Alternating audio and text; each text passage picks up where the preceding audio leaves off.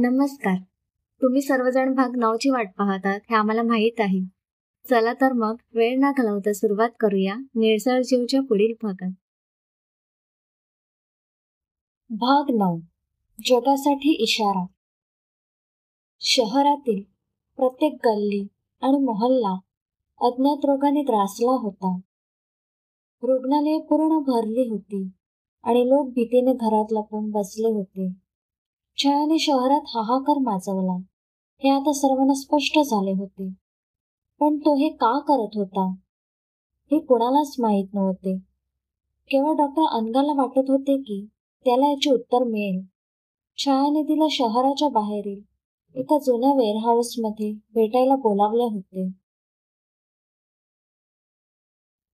ती तिथे पोहोचली तेव्हा छाया एका अंधाऱ्या कोपऱ्यात उभा होता.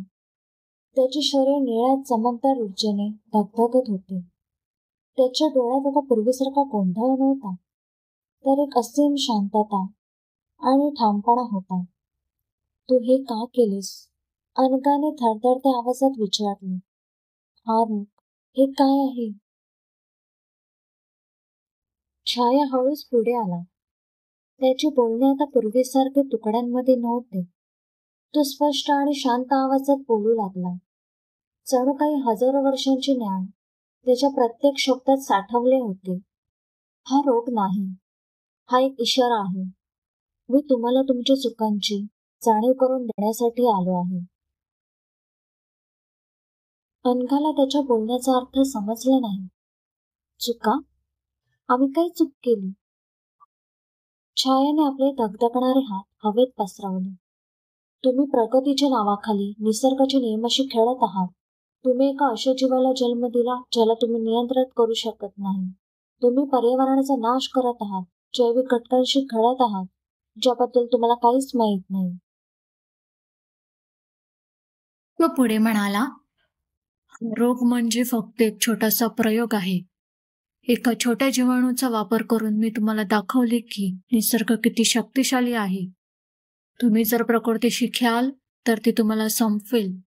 तुम्ही वैज्ञानिक प्रगती मानवाच्या कल्याणासाठी करत नाही, तर केवळ स्वतःच्या महत्वाकांक्षेसाठी करत आहात.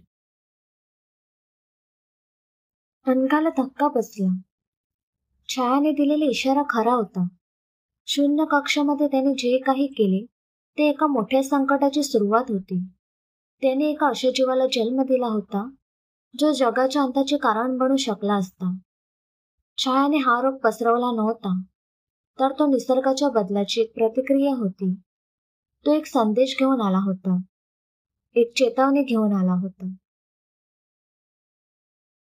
माझ्या शरीरात या रोगाला संपवण्याची ताकद आहे, पण मी हे तेव्हाच करेन जेव्हा तुम्ही माझ्या इशाऱ्याचा स्वीकार कराल. छाया म्हणाला. ही सुरुवात आहे डॉक्टर अनघा. तुम्ही जर हे थांबवले नाही तर निसर्ग स्वतःचा बचाव करेल आणि तेव्हा फक्त हा रोगच नाही तर संपूर्ण मानवजातीचा अंत होईल. त्याच्या बोलण्यात एक असा विश्वास होता जो अनघाला पटला. एजन्सीच्या प्रमुखाने त्यांना खोटं सांगितलं होतं, पण छायाने दिलेला इशारा खरा होता. अनघाने आता एकच निर्णय घेतला होता. जगाला वाचवण्यासाठी तिला छायासोबत काम करायचं होतं. पण एजन्सीचा मेजर करण अजूनही त्यांचा शोध घेत होता. छायाने जगाला इशारा दिला होता, पण या इशाऱ्यानंतरची किंमत काय होती?